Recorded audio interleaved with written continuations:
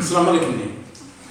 गल उस वेले दी जिस वेले हज़रत यूसुफ अलैहिस्सलाम को उन्होंने भरा जिहड़े दाने लैन आए तो 11 भरा सन। 10 सक्के सन तो 11वां जिहड़ा ना मसलन 10 वक्री मां चों आए तो जिहड़ा 11वां बिन्यामीन हा वो हज़रत यूसुफ अलैहिस्सलाम दी मां विच सी। तो हज़रत यूसुफ अलैहिस्सलाम ने आख्या भाई रोटी दो के खानी जी, कलिया नहीं खानी। सारे दो के बह के बिन्यामीन कला रह गया। सिर्फ बिन्यामीन कला रह गया तो यूसुफ आख्या भाई जे आखी तो मैं तेरा भरा बन जा, वक्ती तौर पर तू मैंने भरा बना लै तो रोटी खा लें जोड़ा होके।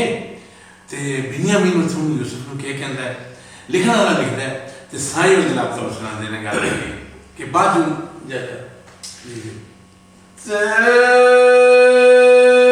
सकिया पाइया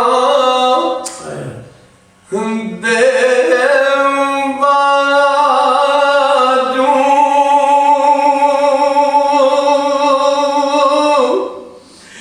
ते सकिया पाइया दे बाजू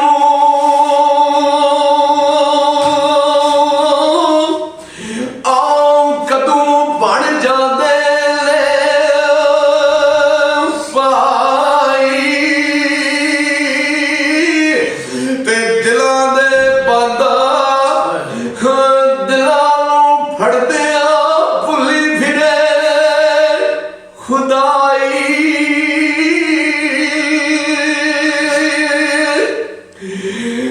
लख मोहब्बत एक रे बगाना